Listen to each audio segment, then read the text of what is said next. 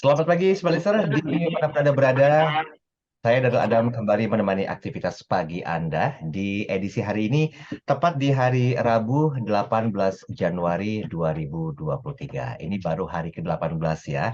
Semoga apa yang Anda lakukan dari hari pertama ketika Anda membuat sebuah resolusi itu sudah mulai terlihat step by step untuk progres yang lebih cerah lagi. Jangan sampai resolusi-resolusi yang Anda buat itu hambar seperti tahun-tahun sebelumnya. Nah, ini sama dengan beberapa statement yang menyatakan bahwa kalau Anda ingin berubah, gunakan cara-cara yang baru. Tidak lagi dengan cara-cara yang sama dan tidak melakukan banyak hal. Nah, dalam hal ini sama juga dengan beberapa hal yang perlu Anda pahami tentang literasi keuangan.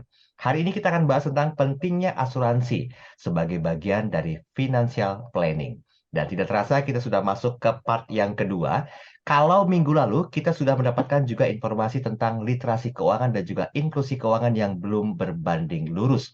Karena berdasarkan survei dari AAG atau Aliansi Asuransi Jiwa Indonesia, di 2019 tercatat hanya 7,1% dari masyarakat Indonesia yang punya produk asuransi. Nah, ada apa dan kenapa kok prosentasinya begitu kecil? Yuk kita bahas, apakah ini edukasinya dirasa kurang tentang pentingnya instrumen investasi berupa asuransi? Saya sudah bersama dengan tiga narasumber yang siap berbagi wisdom kita pagi hari ini. Yang pertama, saya akan perkenalkan ada Pak Eko Priyo Pratomo. Beliau adalah Presiden Komisaris PT BNI Asset Management. Selamat pagi, Pak Eko. Selamat pagi Mas Daril, selamat pagi semua. Terima kasih waktunya, Pak Eko. Salam sehat. Ya, juga hadir bersama dengan kami ada Pak Ali Idris selaku General Manager of Bank Insurance BNI Life. Selamat pagi, Pak Ali Idris. Selamat pagi, Mas Daril, Pak Eko, Pak Teguh. Sehat-sehat selalu. Baik, terima Terima kasih Pak kasih. Idris kesediaan waktunya dan juga ada Pak Muhammad Teguh, Independent Financial Planner. Pagi, Pak Teguh. Pagi Mas Daril, pagi Pak Eko, Keren pagi ya. Mas Ali Idris. Nah, Pak Ali Idris nih teman sahabat saya lama nih nggak ketemu nih, ketemu lagi nih. Makasih atas kehadirannya Pak Ali Idris. Ya, Pak Ali Idris, terima kasih. Pak Teguh dan juga Pak Eko, terima kasih banyak. Dan seperti itu, kami kembali ingatkan untuk Anda yang ingin berinteraksi, silakan di 0812 11 12 959. Dan kami juga live audio visual di kanal YouTube Smart FM. Jadi buat Anda yang mau berinteraksi di kanal YouTube, silakan. Jangan lupa untuk like, share, dan subscribe ya. Karena banyak video-video bagus yang kami simpan Timeless Edition di kanal YouTube Smart FM. Oke, merujuk dari apa yang saya sudah sampaikan di awal tadi, saya mungkin pertama dengan waktu yang singkat ini minta perspektif dari Pak Eko. Pak Eko, kalau kita lihat tentang angka kepemilikan asuransi oleh masyarakat Indonesia yang begitu kecil, bahkan tadi saya menyampaikan survei dari AAJ saja baru 7,1% di 2019. Ini pertanyaannya Pak Eko, apakah mungkin asuransi itu masih dianggap sebagai hal yang mewah atau dirasa kurang diperlukan? Bagaimana Pak Eko melihat hal ini? Nah, kalau menurut saya Mas Daril, yang lebih tepat sebetulnya kurang edukasinya, ya, karena menurut saya asuransi itu merupakan bagian yang sangat penting dalam pengelolaan keuangan kita. Ya, Ya, jadi perlu lebih banyak edukasi dan perlu lebih banyak eh, penetrasi ya bahwa asuransi itu sesuatu yang memang dipentingkan. Mungkin yang paling paling penting menurut saya itu Mas Daril. oke, baik, baik. Kalau dari pandangannya Pak Eko sendiri, dilihat dari sisi usia nih Pak Eko, rata-rata di Indonesia itu usia berapa sih? Udah mulai aware tentang punya asuransi itu Pak Eko? Sebetulnya ketika kita bicara tentang konteks perencanaan keuangan Mas Daril, harusnya pendidikan itu bahkan bisa mulai dari SD. Ya, sebetulnya kalau kita dulu bicara tentang kebutuhan untuk menabung, ya, Mhm. menabung itu juga bagian dari kesadaran tidak langsung berasuransi ya, tetapi kesadaran bahwa kita itu perlu memiliki tabungan karena mungkin kita ada risiko di depan. Ya. Oke. Nah, asuransi itu kan sebetulnya produk asuransi maksudnya itu adalah suatu instrumen di Mhm. mana untuk memenuhi kebutuhan kita kalau kita memiliki risiko. Ya, jadi eh, tabungan darurat itu adalah instrumen untuk memiliki sesuatu yang kalau kita ada risiko, kita memiliki tabungan gitu ya. Nah, asuransi juga kita memiliki risiko-risiko yang lain. Ya, jadi menurut saya kesadaran berasuransi juga harusnya sudah ada sejak sedini mungkin lah ya, untuk setiap orang itu sadar tentang konteks bagaimana pengelolaan keuangan itu menjadi bagian dari kehidupannya. Oke, baik. Sebelum kita ke Pak Ali Idris, saya mau ke Pak Teguh dulu, karena dia waktunya cukup mepet sekali di sesi pertama. Pak Teguh, singgung sedikit dong tentang pola pikir seperti apa sih yang perlu dimiliki sama smart listeners terkait asuransi atau proteksi secara umum. Silakan Pak Teguh. Ya, pola pikir agar naik tuh angka yang 7% yang dari Asosiasi Asuransi Jiwa Indonesia, AAJI tadi itu, yang masih kecil banget masyarakat Indonesia yang menggunakan asuransi. Harusnya pola pikirnya nih Mas Daryl adalah orang membeli sesuatu tuh atau memiliki sesuatu itu karena apa? Pertama pasti karena kebutuhan. Kedua mungkin di sebagian besar untuk milenial juga atau bahkan yang generasi Z ini adalah karena tren. Nah, mungkin kita kalau tren biasanya nggak lama, ya kan? Lato-lato juga bentar lagi juga hilang tuh. Sepertinya kan gitu kira-kira gitu. Main juga ya. Kalau apa namanya, main di waktu kecil. Kalau kebutuhan, mari kita lihat tergantung jenis asuransinya apa. Ketika itu asuransi jiwa, maka diperlukan oleh orang yang memiliki tanggungan dan dia punya pendapatan. Kalau asuransi kesehatan, dia diperlukan sejak lahir. Sejak lahir perlu punya asuransi kesehatan. Nah, mungkin perusahaan asuransi baru mau cover ketika usia 1 tahun. Artinya pada saat itulah si orang tua harus memiliki asuransi jiwa. Tujuannya adalah untuk memitigasi risiko. Masih nyambung yang minggu lalu ya. Dari asuransi itu atau tujuan dari financial planning itu adalah memitigasi risiko, terutama dari si asuransi. Tapi risikonya bukan risiko sakit, risiko kematian, risiko apa, tapi risiko keuangan yang menjadi dampak dari adanya sakit, dari adanya meninggal dan sebagainya. Sehingga kapan orang memiliki asuransi adalah pada saat ada kebutuhan, dan yang kedua mindsetnya adalah kapan kita butuh, sehingga kita mencari, bukan lagi nunggu ditawarin, mencari asuransi yang sesuai dengan kebutuhan kita. Gitu Mas Daryl. Oke, baik. Mencari asuransi yang sesuai dengan kebutuhan kita. Ini nanti kita akan perlu perluas lagi penjelasannya dari perspektifnya Pak Ali Idris, apa saja sih jenis-jenis asuransi yang ada saat ini, dan termasuk mungkin tentang pemahaman dasar tentang proteksi yang konon kabarnya perlu dimiliki sejak dini. Tapi nanti Pak Ali Idris di sesi berikutnya ya. Kami mengundang Anda, silakan berinteraksi. Kami live audiovisual di kanal YouTube Smart FM. Jadi Anda bisa berkomentar di sana, dan jangan lupa line WhatsApp juga sudah kami buka buat Anda. Silakan berinteraksi di 0812 11 12 959. Smart Listeners, paruh kedua atau babak kedua dari hal yang berhubungan dengan pentingnya asuransi sebagai bagian dari finansial akan kami lanjutkan di sesi berikutnya. Tetap bersama kami. Ya baik, terima kasih Anda masih bersama dengan kami dalam program Smart Financial Wisdom bersama dengan Pak Eko Priyopratomo selaku Presiden Komisaris PT BNI Asset Management, juga hadir Pak Ali Idris selaku General Manager of Bank Insurance BNI Life, dan ada Pak Muhammad Teguh, beliau adalah Independent Financial Planner. Kita masih bicara tentang pentingnya asuransi sebagai bagian dari finansial. Ini sudah masuk ke part yang kedua ya.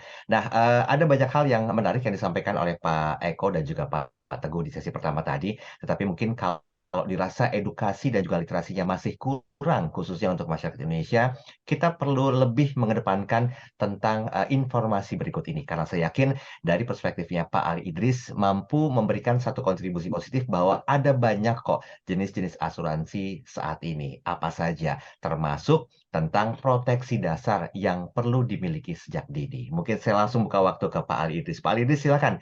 Apa sih bentuk proteksi dasar yang perlu dimiliki sejak dini? Termasuk ini memberikan satu kontribusi tentang pengenalan jenis asuransi yang ada saat ini. Apa saja kira-kira Pak Ali? Silakan.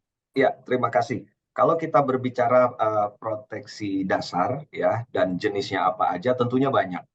Kami itu punya 16 produknya gitu. Tapi saya ingin masuk mulai dari resiko hidup dulu agar teman-teman kita semua bisa memahami.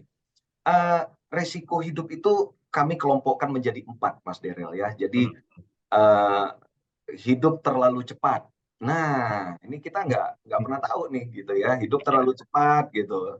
Ya, semoga hidup kita lama gitu ya. Yang Amin. adalah hidup terlalu lama. Nah, kebalikannya, Ya. hidup terlalu lama juga ya itu juga nanti akan apa ya? Ya resiko hidup kita jadi tidak baik lah gitu ya. Nah, yang ketiga adalah sakit ya. Sekarang kita sama-sama tahu ada rekan artis kita yang sedang sakit ya, eh, pecah pembuluh darah gitu ya. Nah, dan kita sama-sama tahu itu biayanya tidak murah ya. Dan yang keempat itu adalah cacat ya. Itu juga akhirnya kita tidak bisa bekerja, tidak bisa mencari uang. Nah, kenapa itu menjadi resiko hidup? Kita capek-capek bekerja, Mas. Ya, kita capek-capek kerja, kita udah capek-capek nabung, kita capek-capek berinvestasi. Ternyata kita ada satu yang kita lupa. Kita belum mengasuransikan diri kita. Kita beli mobil udah pasti asuransi. Kita beli rumah sudah pasti asuransi.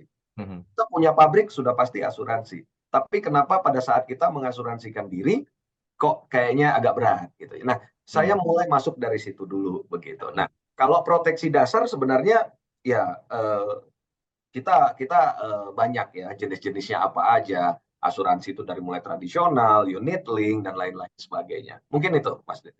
Oke, baik. Ini singkat tapi cukup memberikan kita pemahaman ya. Sudah nggak kita punya satu kepedulian ya, Pak Didi terhadap diri kita sendiri ya. Baik-baik. Saya mau ke Pak Eko. Pak Eko, kalau kita bicara masalah manfaat dari asuransi atau kepemilikannya, tepat nggak kalau kita itu berharap penghasilan tambahan dari asuransi? Ini boleh dilihat dari perspektif yang berbeda, Pak Eko. Gimana pandangan Pak Eko? Maksudnya gimana Mas? Penghasilan tambahan itu mendapatkan income Yes, dari dari memiliki asuransi. asuransi. Sebetulnya yang harus diluruskan Mas Daril, asuransi itu adalah proteksi sebetulnya. Oke. Ya, itu yang paling paling mendasar. Jadi sebelum kita membeli asuransi, kita balik kembali kepada kebutuhannya apa gitu ya. Kalau untuk menambah penghasilan, saya rasa kurang tepat karena asuransi adalah instrumen untuk memproteksi. Ya, jadi itu yang perlu disadari betul ya. Mungkin nanti Mas Ali bisa menambahkan gitu ya. Gimana Pak Ali? Silakan langsung masuk ke momen yang pas ini. Ya, saya setuju sekali dengan Pak Eko ya. Jadi kalau mau cari jaminan kesehatan atau jiwa, yaitu ke asuransi. Tapi kalau mau cari tambahan nilai, uang dan lain-lain, saya rasa kita bukan instrumen yang paling tepat untuk itu. Yes. Gitu ya. Tapi kalau kita untuk jangka panjang, tabungan pendidikan, gitu, untuk anak kita nanti, ya itu cocok. Oke. Baik. Pak Ali, ini menyambung dari apa yang terjadi.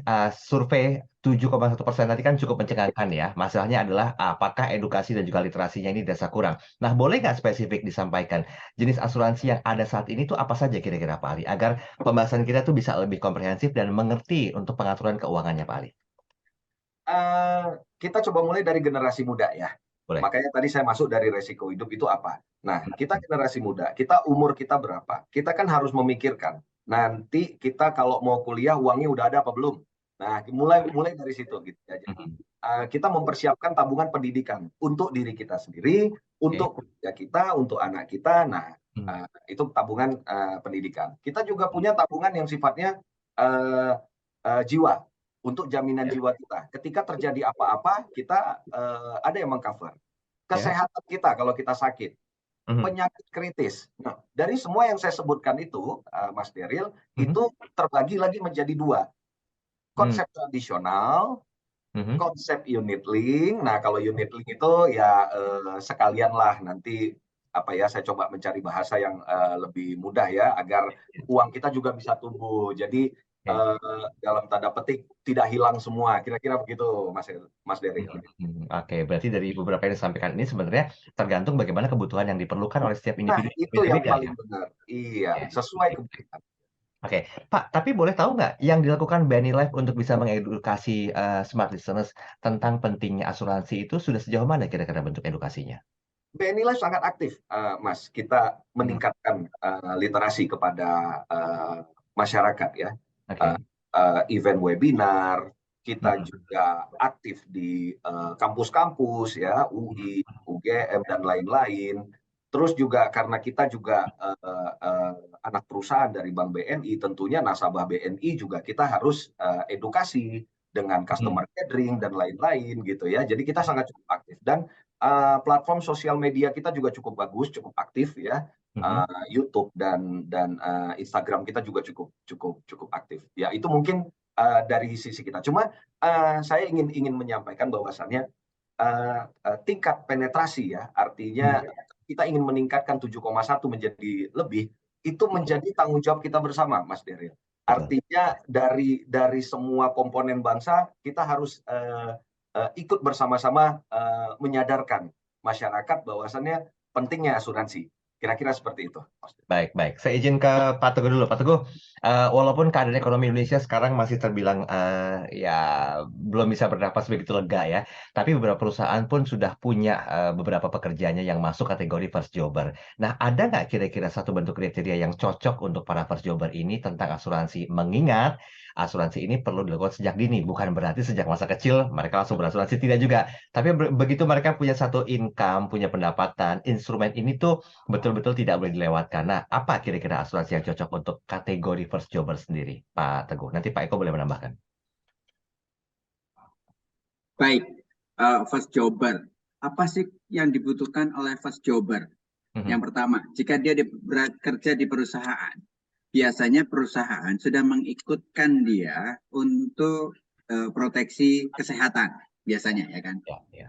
Apakah dari perusahaan sendiri atau dibelikan asuransi kesehatan, sehingga first jobber tidak lagi membutuhkan atau tidak lagi perlu membeli asuransi kesehatan, kecuali jika fasilitas yang diterima dari kantornya dirasa kurang. Sehingga mungkin dia mulai berpikir untuk menambah asuransi kesehatan yang sifatnya santunan harian misalkan gitu. Atau asuransi kesehatan sebagai tambahan dari kekurangan fasilitas yang diberikan oleh kantornya. Misalkan dia ingin, tapi kalau memang dia merasa untuk awal-awal baik-baik aja kayaknya dengan fasilitas kantor, mungkin tidak ada kebutuhan untuk membeli asuransi kesehatan tambahan. Yang kedua, jika si first jobber ini kan dia pasti memiliki pendapatan, namanya juga first jobber.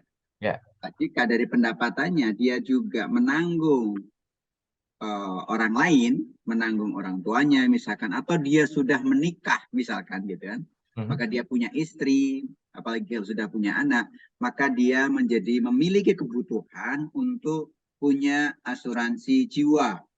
Maka si first jobber atau mau akan menikah juga mulai dipikirkan untuk memiliki asuransi jiwa. Itu basic dasar dua yang harus dimiliki oleh first jobber sih.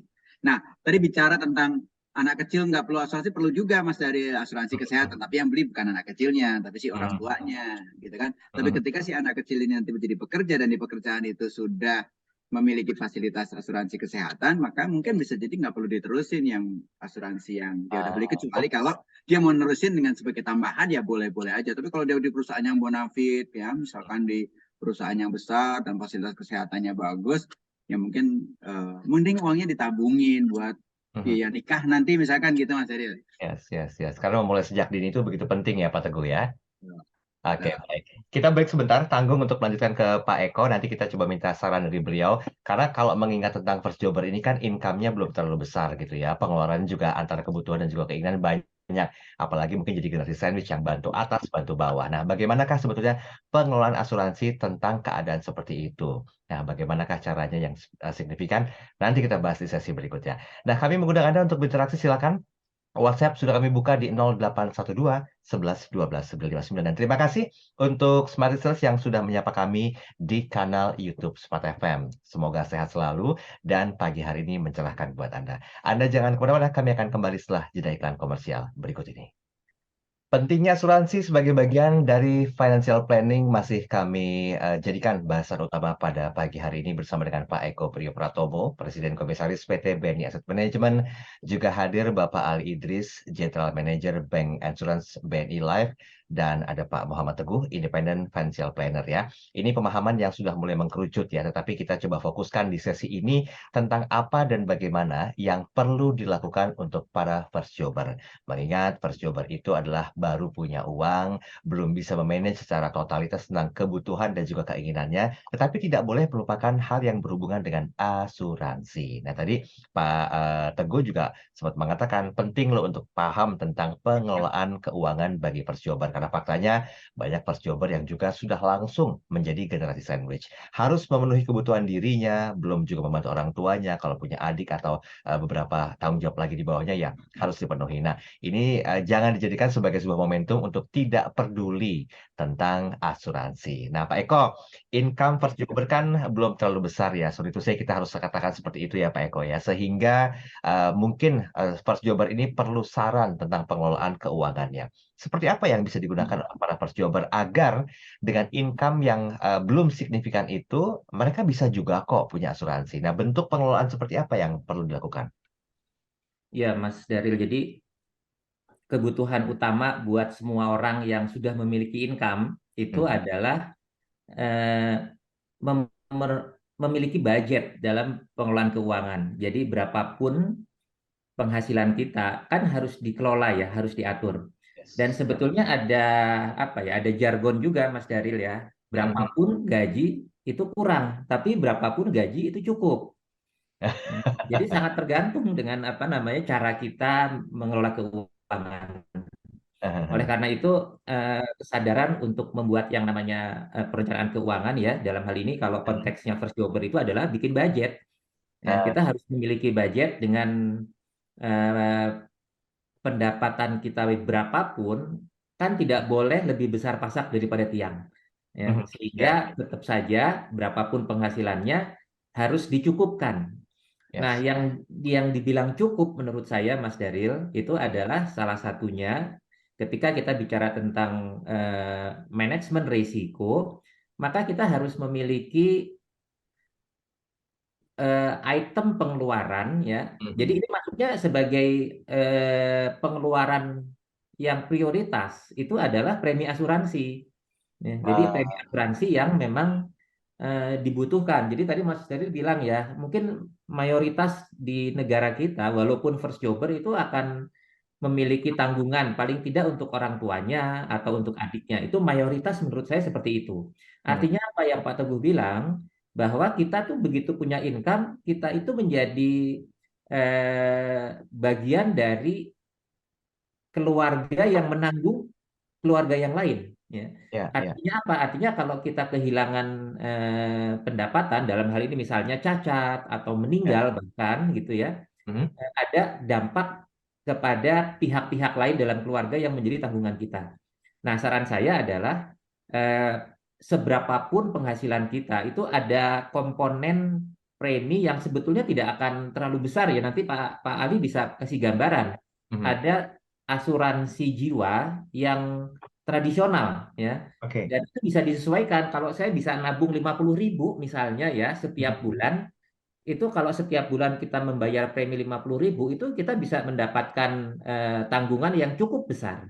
Ya, jadi menurut saya kesadaran bagi para first jobber itu membuat budget dalam pengeluaran rumah tangga sehari-harinya itu ada komponen untuk premi asuransi, utamanya adalah untuk asuransi jiwa. Itu yang menurut saya harus diutamakan juga. Jadi asuransi jiwa ya. Pak Ali silakan langsung berkomentar.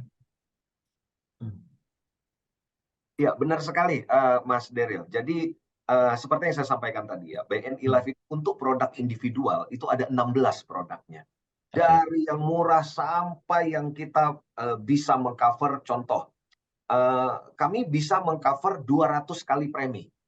Nah, itu uang pertanggungannya.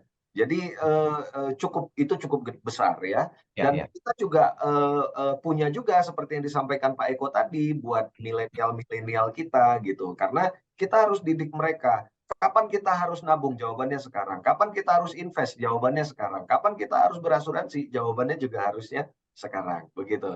Oke, baik. Ini saya langsung menyambung ke Pak Ali Idris ya. Pak Ali, mohon maaf sebelumnya kita harus melihat sisi lain ya dari fakta yang mungkin menjadi sebuah pertimbangan juga karena para simpatisannya yang masih kurang tentang edukasi dan juga pemahaman tentang asuransi. Nah, ini ada isu seksi yang kayaknya menjadi isu semua bahasan semua orang ya tentang asuransi. Ya, Proses klaim manfaat asuransi. Nah, mereka tuh kalau kecewa misalnya dengan begitu cepat mereka bisa langsung curhat ke media sosial, betul.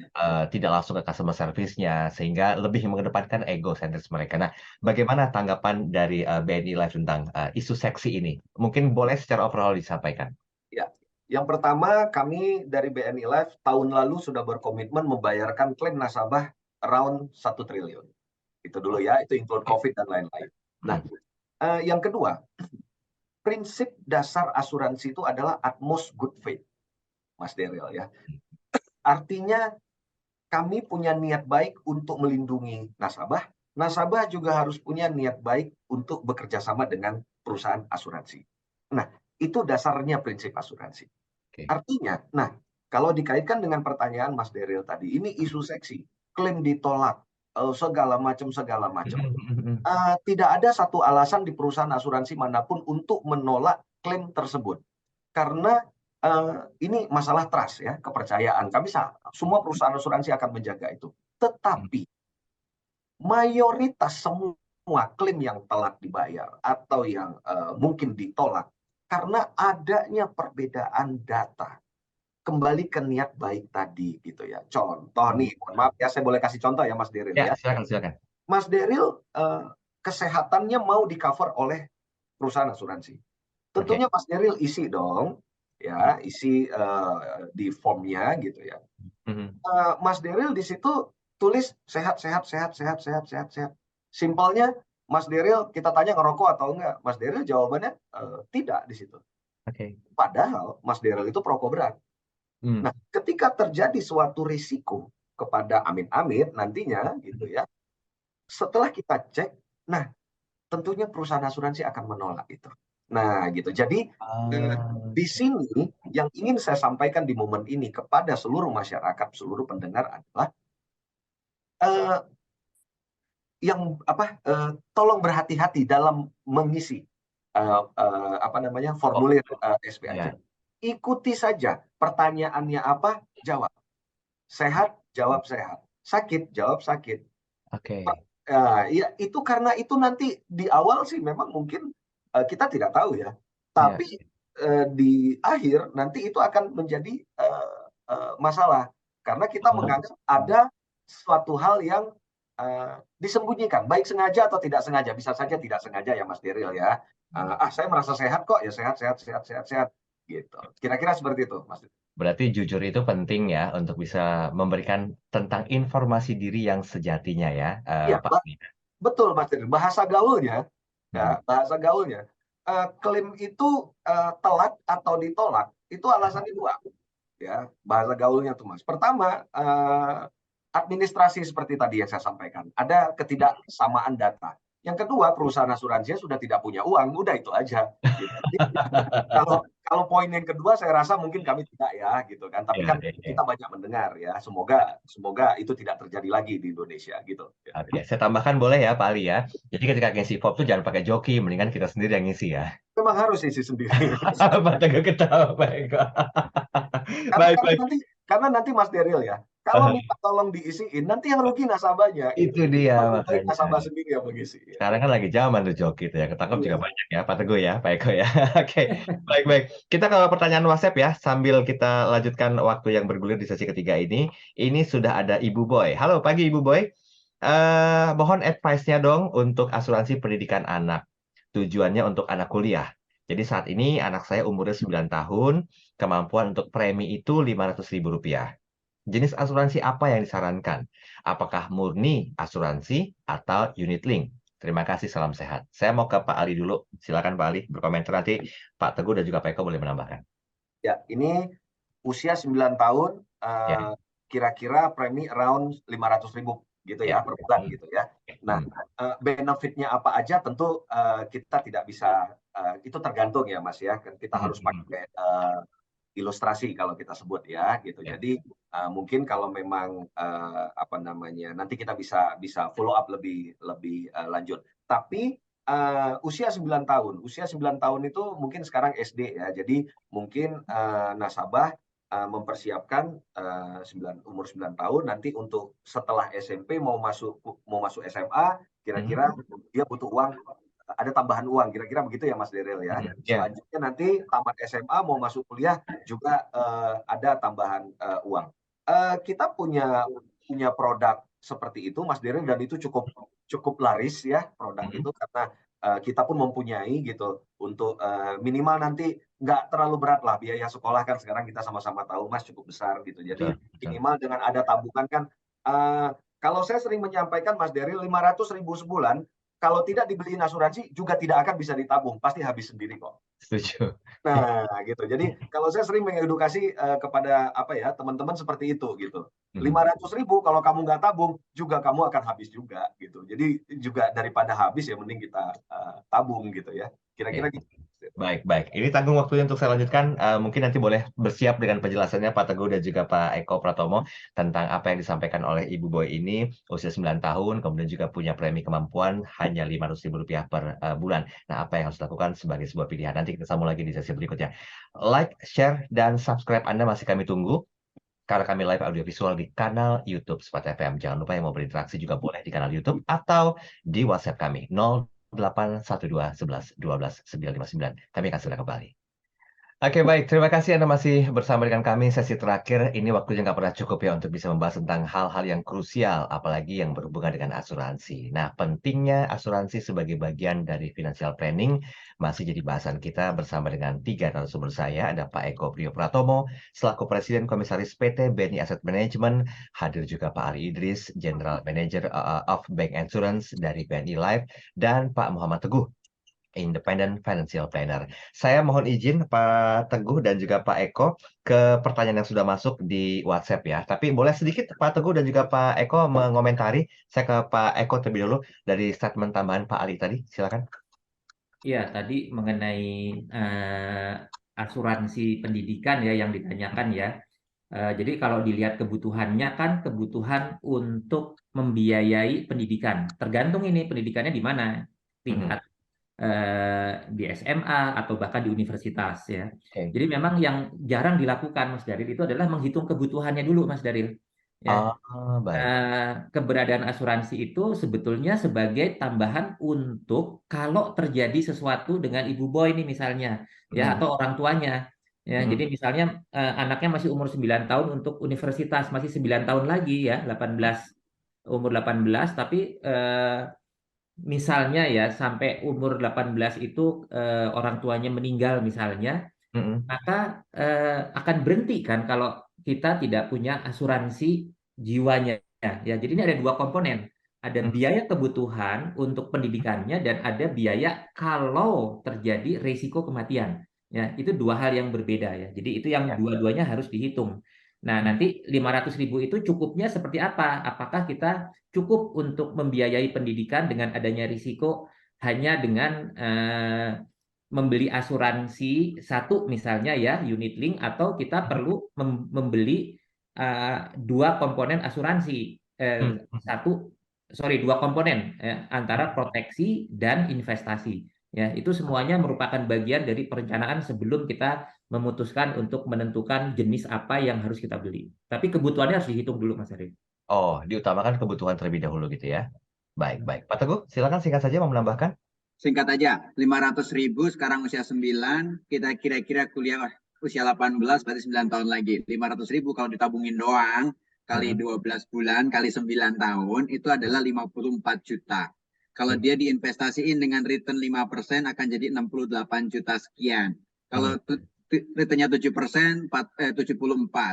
Kalau 10% returnnya jadi 87. Ini kalau tiap bulan konsisten investasi terus. Tapi kadang-kadang orang nggak konsisten. Nah, ini yang jadi PR. Nah, maka kadang-kadang perlu perusahaan asuransi itu untuk nagihin supaya konsisten. Tapi kebutuhannya apa tentang proteksinya? Karena nggak mungkin perusahaan asuransi hanya produk investasi doang, bener nggak? Maka biasanya Anda bisa beli juga. Ini kalau ada apa-apa selama 9 tahun yang tiap bulan ini saya invest 500.000, supaya ketika misalkan kalau meninggal si orang tua, dia tuh dijalani nih terus 500 ribunya gitu kan. Maka perlu ada asuransi yang mengcover jiwa orang tuanya, bukan mengcover jiwa si anak ini. Nggak ada urusan dengan asuransi jiwa anak ini. Yang butuh asuransi jiwa adalah orang tuanya, benar kata Pak Eko tadi kan. Sehingga bisa jadi dari 500 itu nggak semuanya jadi tabungan, pasti ada biaya untuk proteksinya gitu kan. Nah, sehingga nanti mintainlah sama timnya Pak Ali Idris nih, simulasinya berapa sih kalau usia 18 tahun, nanti dapat duitnya berapa sih, dengan simulasinya misalkan konservatif deh misalkan gitu. Jadi Anda punya bayangan dengan 500 ribu itu dapatnya berapa, yang kalau ada apa-apa dengan jalan tetap dapat segitu ketika anak itu kuliah kan gitu Mas Edi. Katanya sih singkat ya Pak Eko dan juga Pak Ali ya, tapi panjang ya. Kayaknya mesti bikin sesi ketiga nih bahas tentang ini. Oke, baik-baik. Saya mau ke WhatsApp lagi deh. Ini sudah masuk Pak Basuki di Banjarmasin. Lebih bagus mana Pak Eko, Pak Teguh, dan juga Pak Ali Idris? Menggunakan BPJS kah atau asuransi? Mohon pencerahannya. Silakan. Ke Pak Eko dulu, baru nanti Pak Teguh dan juga Pak Ali boleh menambahkan. BPJS itu asuransi dasar ya, Mas Daryl. Kita bicara tentang kesehatan ya, terutama ya, karena ada dua BPJS itu, ada BPJS kesehatan, ada BPJS tenaga kerja. Ya, tapi yang paling mendasar biasanya adalah kita harus memiliki asuransi kesehatan lah. Dan kita bersyukur Mas Daryl, pemerintah itu luar biasa budget untuk menanggung ya. Dan ini sudah sangat makin lama makin baik pelayanannya. Nah, Mas Daryl, kalau kita memang memiliki asuransi dan BPJS misalnya ya, tapi kita merasa kebutuhannya kita lebih, maka kalau kita masih ada dana untuk membeli asuransi tambahan ya, yang mungkin diperlukan ketika kita sakit misalnya ya, sakit yang lebih berat misalnya, yang biar bagaimanapun BPJS itu juga kan ada keterbatasan. Semua asuransi tidak ada yang tidak ada batasnya. Nah, ketika kita memiliki kemampuan finansial yang lebih dan ingin mendapatkan katakanlah pelayanan atau apapun kemudahan, ya itu bisa menambahkan ya. Kira-kira begitu Mas Daryl. Oke, baik. Terima kasih. Kalau Pak Ali Idris mau menambahkan, silakan Pak Ali, singkat saja karena masih ada satu komentar lagi. Iya, setuju dengan Pak Eko. Bahkan bisa digabung ya. Jadi untuk nasabah yang ingin mendapatkan ya layanan yang lebih, ya mungkin tidak mau terlalu antri atau dan lain-lain, walaupun BPJS semakin hari semakin baik, tapi kan ada juga nasabah yang ingin lebih, ya justru sangat cocok kalau mau punya asuransi lain gitu ya. Artinya bisa digabung, kami bisa mengakomodir itu gitu ya. Bisa juga nanti ya dia klaim saja ke perusahaan asuransi kan dapat uang tambahan lagi. Kita kan banyak klausul-klausulnya gitu ya, Mas Dirut. Oke, baik. Mungkin langsung bisa menuju ke kantor cabang BNI terdekat di kota Anda pastinya untuk tahu informasi lebih detailnya ya. Ini satu komentar yang masuk dari Pak Roy, usia 41 tahun, menikah dengan satu orang anak. Menurut saya, asuransi itu sangat penting. Ibarat ban serep dalam mobil. Mobil punya 4 ban, namun yang dibawa hanya 1 ban serep. Mengapa tidak bawa 4 ban? Karena keberatan. Demikian juga kita perlu membeli asuransi sesuai kebutuhan dan kemampuan finansial. Artinya porsinya pas. Jenis asuransi yang dibeli juga tepat supaya tidak over insured. Oke, baik. Wah, ini keren banget ini Mas Daryl. Pak Roy Palembang. Ini kalau ada hadiah Pak Roy, keren banget Pak Roy. Baik. Waktu kita terbatas, tinggal 4 menit terakhir. Berarti ini saatnya kita ambil konklusi yang mungkin perlu disampaikan. Saya minta konklusi dulu dari Pak Ali Idris. Sekalian Pak Ali Idris, mohon maaf, mohon izin untuk mengulang kembali apa produk yang dihadirkan oleh BNI Life sehubungan dengan asuransi. Boleh kita mulai sekarang Pak Ali, silakan. Ya, saya ada 3 poin ya, Mas Daryl ya. Pertama, kapan kita harus beli asuransi? Belilah sekarang. Kapan mau nabung? Nabunglah sekarang. Nggak ada kapan mau tahun depan, tidak ada. Harus sekarang. Yang kedua, beli produk asuransi harus sesuai dengan kebutuhan. Itu paling penting. Jadi kalau kita ditawarkan oleh perusahaan asuransi manapun, tolong harus sesuai dengan kebutuhan kita. Kalau bisa, umpama kita satu keluarga 5 orang, Mas Daryl, siapa yang harus diasuransikan ya? Kalau bisa 5-5-nya, idealnya. Tetapi siapa dulu yang harus diasuransikan? Nah, yang paling penting yang harus pertama diasuransikan adalah si mesin ATM-nya. Si pencari nafkahnya, itu dulu. Idealnya sih semua. Tapi kalau siapa dulu adalah si mesin ATM yang mencari nafkah, ya, yang menghasilkan nafkah. Karena kenapa? Kalau tidak ada dia, nanti yang lain keganggu tuh hidupnya, gitu ya. Nah, yang ketiga, bijak memilih perusahaan asuransi. Kami juga tidak mau ada nasabah-nasabah kita yang kejadian lagi, ya, sampai demo, sampai ini untuk perusahaan lain tentunya, gitu ya. Karena klaim ditolak atau tidak mampu bayar atau gagal bayar dan lain-lain, kan sekarang kita semua bisa baca, ya. Jadi bijaklah memilih perusahaan asuransi. Lihat RBC-nya, risk based capital-nya, dan tolong nasabah juga lebih bijak lagi, ya, pinter-pinter nanya gitu ya ke perusahaan asuransi itu, uang saya itu disimpan di mana sih? Nah, ini salah satu clue nih yang saya kasih. Uang saya itu disimpan di mana? Nah, kalau dibeliin saham, ya saham yang mana? Kalau obligasi, obligasi yang bagaimana? Nah, harus seperti itu, ya. Nah, terkait dengan produk-produk tadi yang Mas Daryl sampaikan, apa namanya, bisa dilihat di website BNI Live, ya. Tentu saya tidak bisa jabarkan di sini karena produk-produk kami cukup combine, ya, tapi ini sudah bisa saya klasifikasiin, Mas Daryl, bahwasannya tujuannya untuk apa dulu? Untuk pendidikan iya, kesehatan iya, nanti mau nikah 10 tahun lagi juga bisa, gitu ya, atau untuk menjamin apa, kita mau bikin warisan juga bisa, kira-kira seperti itu, Mas Daryl. Ya. Baik, Pak Ali, terima kasih. Pak Teguh, 1 menit saja Pak Teguh, nanti juga bergantian ke Pak Eko 1 menit, silakan Pak Teguh. Ya, beli asuransi sesuai dengan kebutuhan, tidak perlu berlebihan. Syukur-syukur kita juga tidak kurang juga dalam membeli asuransi yang kita butuhkan. Terima kasih. Oke, baik. Oh, ini singkat banget ya, kita sudah singkat beneran ya. Pak Eko, silakan Pak Pada Eko. disindir lagi. Monggo Pak Ya, Eko. tadi udah sangat lengkap ya. Saya rasa tadi yang disampaikan Pak Roy itu bagus banget Mas Daryl ya. Ban serep cukup 1, jangan 4 ya ban serep gitu. Jadi kita punya keterbatasan dalam hal penghasilan ya, biasanya bagi mereka yang memiliki gaji tetap gitu ya, padahal yang namanya penghasilan itu tidak terbatas sebetulnya. Ya. Tapi dengan keterbatasan itu kita harus pandai-pandai Mas Daryl untuk mengalokasikan mana yang prioritas, mana yang tidak prioritas, mana yang kebutuhan, mana yang keinginan. Nah, asuransi ini saya sering bicara uang kecil membeli uang besar. Yes. Ya, hidup ini penuh risiko. Sehingga kalau kita mau aman dari risiko-risiko finansial, sekali lagi ya, risiko finansial atas apa yang kita alami dalam kehidupan, kematian, sakit, bencana, dan lain-lain, itu kita tidak harus menanggung kerugian finansial yang besar. Ya, kita bisa mengalihkannya kepada perusahaan asuransi dengan uang kecil yang disebut premi. Dan sekali lagi Mas Daryl, premi itu adalah bagian dari operational expense ya. Nah, itu bagian dari kebutuhan pengeluaran prioritas kita. Ya, karena uang kecil tadi itu harusnya kita memasukkan sama dengan kebutuhan kita untuk makan, minum, dan yang lain-lain. Itu dari saya, Mas Daryl. Baik, ini sudah lengkap sekali penjabaran yang disampaikan oleh Pak Eko, Pak Teguh, dan juga Pak Ali Idris dari BNI Live. Semoga hal ini menjadi sebuah pertimbangan juga untuk Anda mulai terbuka tentang literasi dan edukasi mengenai asuransi, bahwa pentingnya hal tersebut menjadi sebuah tujuan utama dalam kehidupan kita dan juga keluarga. Pasti bermanfaat. Video ini kami simpan rapi di kanal YouTube Smart FM, dan jangan lupa bagi Anda yang ingin mengetahui apa sajakah statement-statement yang bagus yang dijadikan sebagai sebuah cuplikan untuk setiap acara bersama dengan BNI Live, silakan Anda follow Instagram BNI Asset Management. Saya mau ucapkan terima kasih untuk Pak Ali Idris. Terima kasih Pak Ali. Terima kasih. Dan juga edukasinya. Dan juga Pak Eko, terima kasih Pak Eko. Terima kasih Mas Daryl. Iya. Kita ketemu lagi di pekan depan dengan tema dan bahasan yang berbeda. Dan terima kasih buat Anda yang sudah kirimkan sapaan dan juga komentar. Salam sehat untuk yang bergabung di kanal YouTube Smart FM. Saya Daryl Adam. Saya Eko Pratomo. Saya Muhammad Teguh. Saya Ali Idris. Smart Financial Wisdom. Smart way to happiness.